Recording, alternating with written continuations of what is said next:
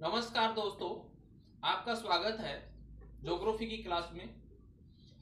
जैसे कि कल हमने पढ़ा था भूकंप के बारे में, जो रिट के एग्जाम के लिए इम्पोर्टेंट टॉपिक है, उसी प्रकार से हम आज ज्वालामुखी के बारे में अध्ययन करेंगे, वोल्केनोज के बारे में अध्ययन करेंगे, जो रिट के एग्जाम के लिए महत्वपूर्ण है। वोल्केनो क्या होती है, ज्वालामुखी क्या होती है, सबसे पहले उसका तात्पर्य जानना बहुत जरूरी है। ज्वालामुखी से तात्पर्य उस प्रक्रिया से है जिसमें दरार अर्थात छिद्र के द्वारा भूगर्भ से लावा, मैग्मा, गैसें, अनेकों प्रकार के पदार्थ धरातल पर प्रकट होते हैं, उसको हम ज्वालामुखी कहते हैं। दूसरी बात यहां आती है कि ज्वालामुखी, आपने एक दूसरा शब्द सुना होगा, ज्वालामुखी क्रिया। ज्वालामुखी क्रिया क्या होती है? ज्वालामुखी क्रिया के अंतर्गत वह भाग शामिल कर लिया जाता है जो पृथ्वी के भूगर्भ में गैस, लावा की उत्पत्ति तथा वह उत्पत्ति के दौरान निर्मित पदार्थ जब बाहर प्रकट होते हैं, उन सब क्रियाओं को हम ज्वालामुखी क्रिया कहते हैं। अर्थात जो भाग ज्वालामुखी की प्रक्रिया के लिए धरातल के अंदर उत्पन्न होते हैं, गैस, लावा, ये सब अंदर बनते हैं और फिर वो बाहर प्रकट होते हैं, इन सब क्रियाओं को शामिल करके, इन प्रक्रियाओं को शामिल करके जो शब्द उत्पन्न होता है उसको बोलते हैं ज्वालामुखी क्रिया। अब ज्वालामुखी क्रिया के दौरान कौन कौन से पदार्थों का निष्पादन होता है, कौन कौन से पदार्थ निष्पन्न होते हैं,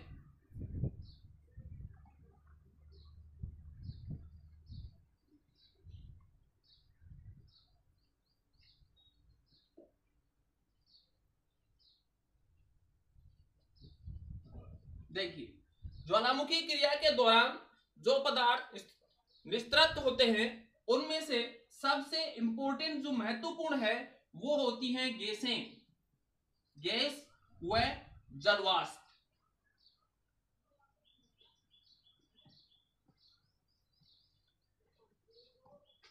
ज्वालामुखी क्रिया में गैस और जलवाष्प सबसे अधिक मात्रा में निकलती है। यहां जलवाष्प की मात्रा 60 से 90% तक होती है।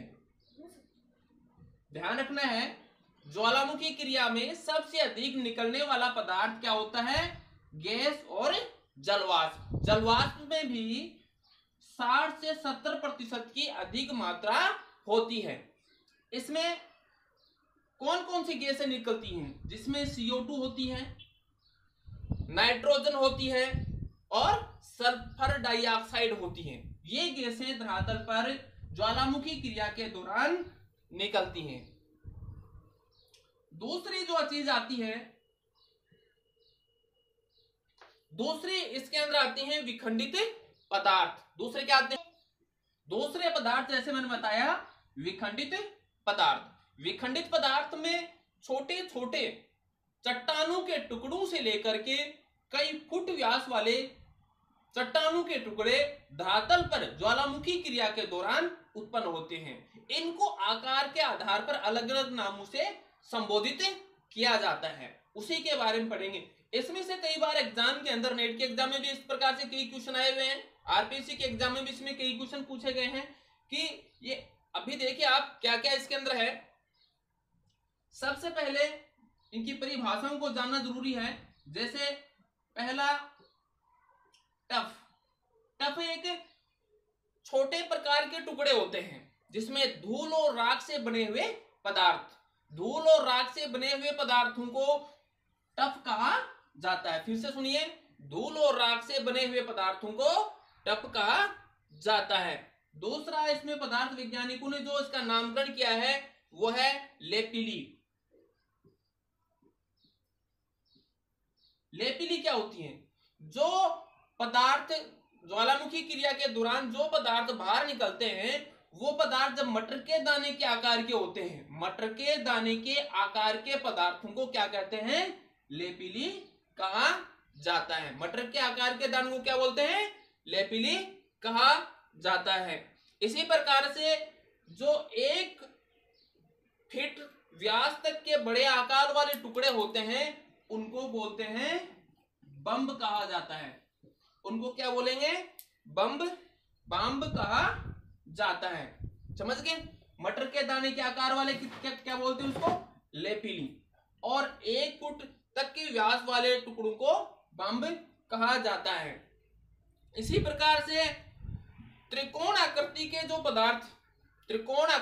जो बड़े पदार्थ बाहर निकलते हैं उनको बोलते हैं ब्रेसिया। उनको ब्रेसिया कहा जाता है। अब इसमें नेट के एग्जाम में प्रश्न पूछा गया है ये कि लेपिली क्या होती है। लेपिली मटर के दाने के आकार के ज्वालामुखी टुकड़ों को लेपिली कहा जाता है। इस प्रकार से ब्रेसिलिया ज्वालामुखी क्रिया के दौरान जो त्रिकोणात्मक आकृति के टुकड़े निकलते हैं उनको क्या बोलते हैं? ब्रेसिया। उसको ब्रेसिया कहा जाता है। इसके बाद तीसरा जो पॉइंट आता है वो आता है कौन सा? तीसरा पदार्थ क्या होता है? लावा। लावा क्या होता है? ज्वालामुखी क्रिया के दौरान भूगर्भ के अंदर मैग्मा की उत्पत्ति होती है। मैग्मा की उत्पत्ति होती है। जब यह मैग्मा धरातल पर आता है, और धरातल पर आकर के विभिन्न रूपों में फैल जाता है, तब हम इसको क्या बोलते हैं? लावा कहते हैं। याद रखना है, जब यही मैग्मा धरातल के अंदर होता है तब क्या कहलाते हैं? उसको मैग्मा बोलते हैं। और यही पदार्थ जब बाहर आता है उसको लावा बोलते हैं। ज्वालामुखी क्रिया के दौरान भूगर्भ में या धरातल के नीचे रहने वाला तरल पदार्थ को क्या बोलेंगे? मैग्मा। और जब यही पदार्थ धरातल पे प्रकट होता है तो उसको क्या बोलते हैं? लावा कहा जाता है। अब इसके बाद हम आगे देखेंगे कि ज्वालामुखी के कौन कौन से पार्ट होते हैं, कौन कौन से हिस्से होते हैं, जिसमें लावा और मैग्मा, धरातल के अंदर मैग्मा और धरातल के बाहर लावा। लावा को 2 भागों में बांटा गया है। 2 भागों में बांटा गया है। किसके आधार पर? सिलिका की मात्रा के आधार पर इसे 2 भागों में विभाजित किया गया है। जिसमें पहला इसमें है एसिड लावा,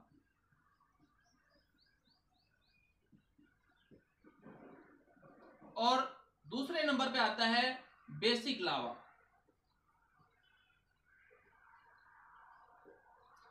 एसिड लावा क्या होता है? एसिड लावे में सिलिका की मात्रा, ध्यान रखना है, प्रश्न एग्जाम में पूछा जाता है, कंपटीशन के एग्जाम में।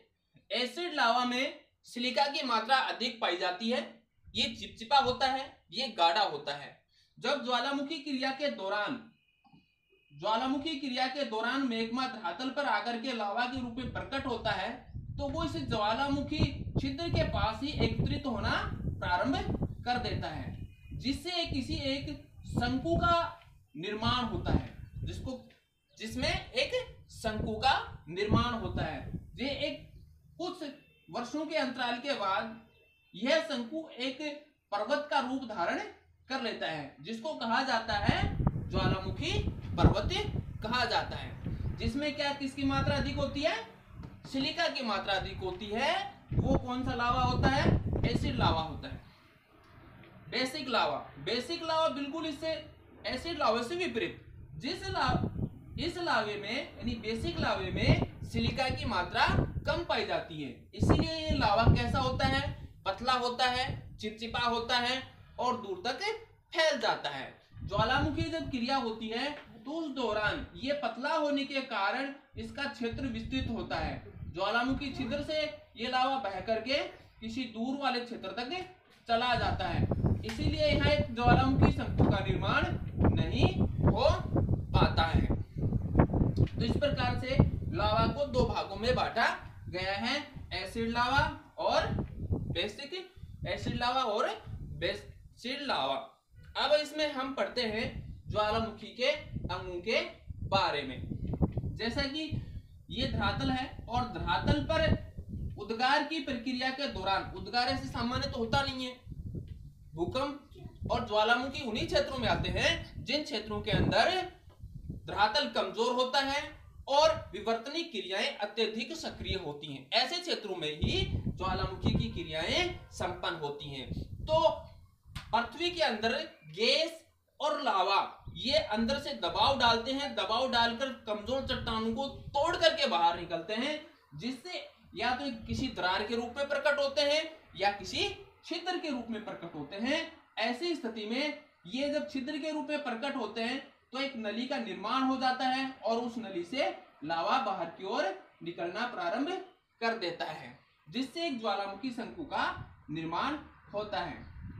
जैसा आप देख रहे हैं ये जो नली है ज्वालामुखी नली, जिससे होकर के लावा बाहर निकलता है, ये ज्वालामुखी शंकु है। इसको हम क्या बोलेंगे? ज्वालामुखी शंकु। ये क्या है? ज्वालामुखी मुख। ज्वालामुखी मुख।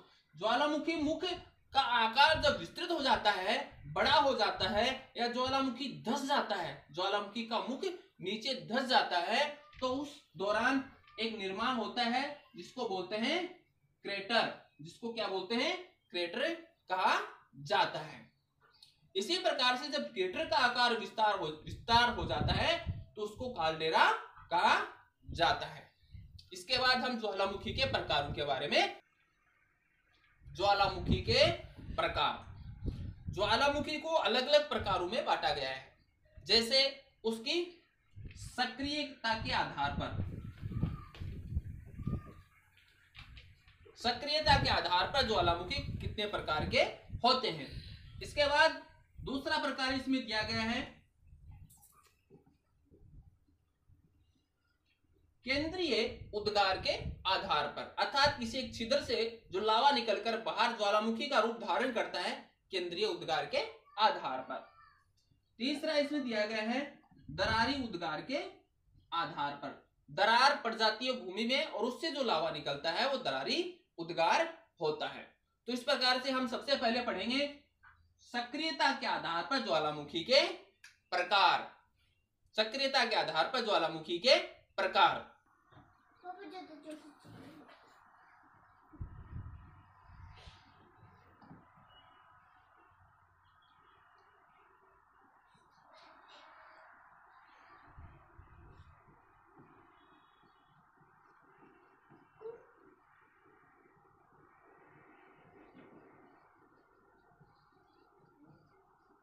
सक्रियता के आधार पर ज्वालामुखी को 3 भागों में बांटा गया है, जिसमें सबसे पहले आता है सक्रिय ज्वालामुखी या जागृत ज्वालामुखी।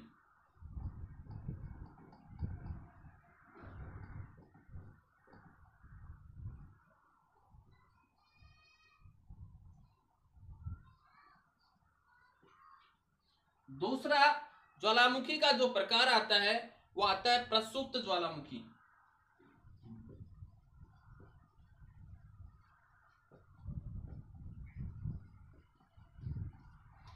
और जो तीसरा प्रकार आता है वह आता है शांत ज्वालामुखी।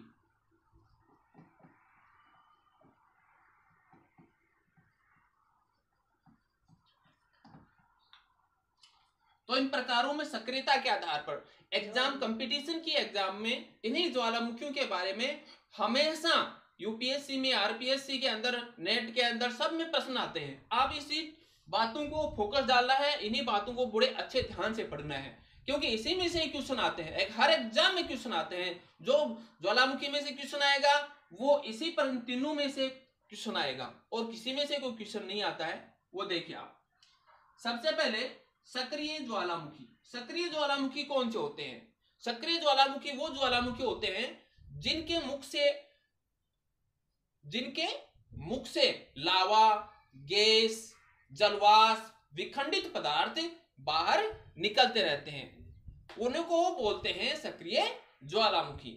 विश्व में वर्तमान समय के अंदर लगभग 500 ऐसे ज्वालामुखी हैं जो सक्रिय हैं, जिनसे दिन रात गैसें, लावा, विखंडित पदार्थ, जलवाष्प निकलती रहती है। उस प्रकार के ज्वालामुखियों को हम सक्रिय ज्वालामुखी कहते हैं। भारत में भी इस प्रकार का एकमात्र सक्रिय ज्वालामुखी है जो कहां पर स्थित है? बेरन द्वीप में, बेरन द्वीप में स्थित है। अब विश्व के जो सक्रिय ज्वालामुखी हैं, जिनके बारे में एग्जाम में क्वेश्चन पूछे गए हैं, अब उन्हीं के बारे में अपने को पढ़ना है। देखिए विश्व में सक्रिय ज्वालामुखी कौन कौन से हैं, अच्छे से इनको ध्यान रखना है। सबसे पहले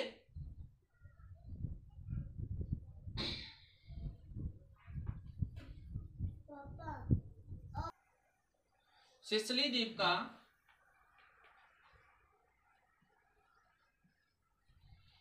सिसिली द्वीप का माउंट एटना, याद रखना है।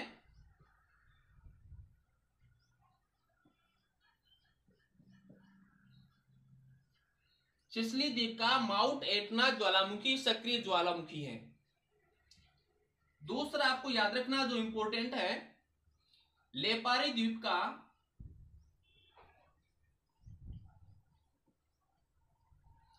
स्ट्राम्बोली ज्वालामुखी,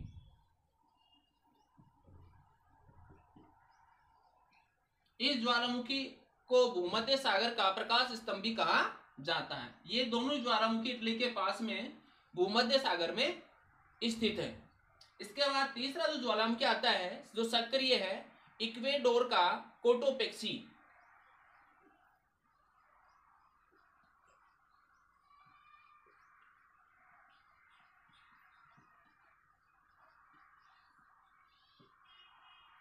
इक्वेडोर का कोटोपेक्सी ये सक्रिय ज्वालामुखी है।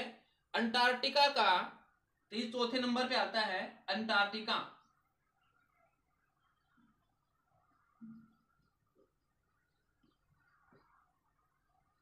अंटार्कटिका का माउंट इरेबस, माउंट इरेबस,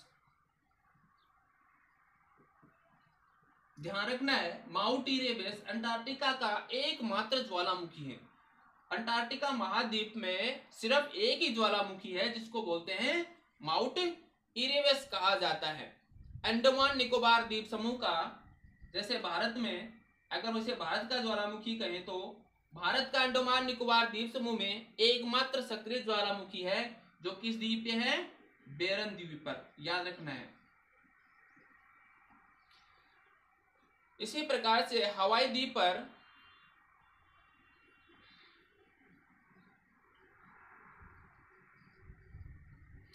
हवाई द्वीप का सक्रिय ज्वालामुखी मोना लोआ, यह प्रश्न भी यूपीएससी के एग्जाम में आया हुआ है 2014 के एग्जाम में। इस प्रकार से महत्वपूर्ण है। वैसे तो 500 ज्वालामुखी हैं सक्रिय, सबके नाम याद रखना कठिन है, लेकिन यहां पर मैंने उन्हीं ज्वालामुखी का नाम लिखा है जो अक्सर एग्जाम में पूछे गए हैं। मैं फिर से दोहरा देता हूं, सिसिली द्वीप में माउंट एटना, लेपारी द्वीप है जो भूमध्य सागर में स्थित है स्ट्राम्बोली, इक्वेडोर का कोटोपेक्सी, अंटार्कटिका का एकमात्र ज्वालामुखी है जिसको माउंट इरेबस कहते हैं, भारत का अंडमान निकोबार द्वीप समूह में एकमात्र ज्वालामुखी है जिसको बेरन द्वीप पर स्थित है, और हवाई द्वीप का मोना लोआ ज्वालामुखी। इस प्रकार से ये सक्रिय। इसके बाद दूसरे ज्वालामुखी आते हैं प्रसुप्त ज्वालामुखी। प्रसुप्त ज्वालामुखी किसे कहते हैं? प्रसुप्त ज्वालामुखी उसी प्रकार से होते हैं जिस प्रकार से कोई सोया हुआ व्यक्ति जो कभी भी जागृत हो सकता है, इसी प्रकार से ज्वालामुखी शांत हो जाते हैं, अर्थात ज्वालामुखी का उद्गार समाप्त हो जाता है और वो पूर्णतः से शांत होते हैं, लेकिन उसके उद्गार होने की कोई संभावना दिखाई नहीं देती, लेकिन फिर भी वो अचानक 2 वर्षों में, 50 वर्षों में, 100 वर्षों में कभी भी वो जागृत हो जाते हैं। अर्थात सोए हुए ज्वालामुखी प्रसुप्त ज्वालामुखी होते हैं, ये कभी भी जागृत हो सकते हैं, ये काफी विनाशकारी होते हैं, इनसे जन धन की अपार हानि होती है। इनके उदाहरण कौन कौन से हैं, विश्व में कहां कहां पाए जाते हैं? इसमें जो महत्वपूर्ण है इटली का विसुवियस, प्रसुप्त ज्वालामुखी में इटली का कौन सा ज्वालामुखी है? विसुवियस, याद रखना है, इटली का वेसुवियस ज्वालामुखी। जापान में तो आपको जैसे बताया था कल 1500 भूकंप प्रतिवर्ष आते हैं और ये विवर्तनिक दृष्टि से सक्रिय क्षेत्र है। जापान का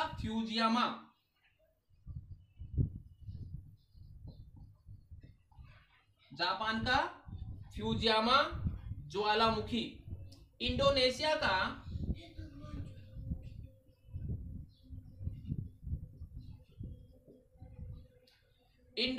का क्राकाटाओ।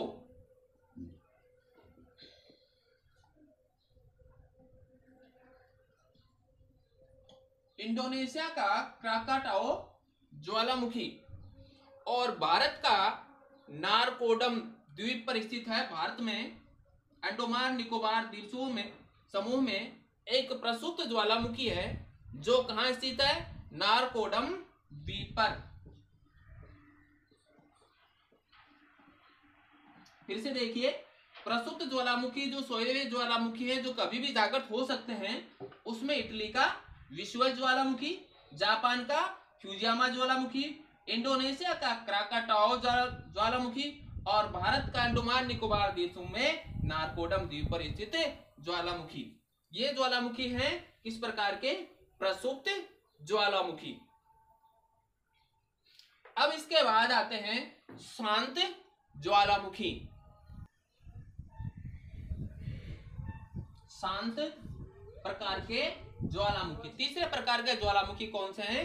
शांत प्रकार के ज्वालामुखी, जिनमें उद्गार होने की संभावना पूर्णतः समाप्त हो चुकी है, जिनका कभी भी उद्गार संभव नहीं हो पाता है। ऐसे पर ज्वालामुखी को शांत ज्वालामुखी कहा जाता है। इनमें से कौन कौन से उदाहरण हैं? जैसे ईरान का कौन सा है? कोह सुल्तान। इसी प्रकार से म्यांमार का माउंट पोपा जो ज्वालामुखी है वो कैसा है? शांत ज्वालामुखी। इसके बाद तंजानिया का किलिमंजारो।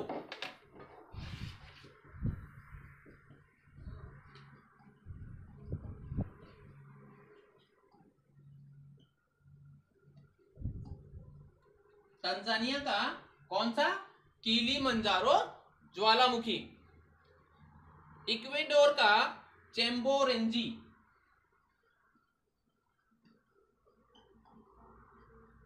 इक्वेडोर का कौन सा ज्वालामुखी है? चेम्बोरेंजो।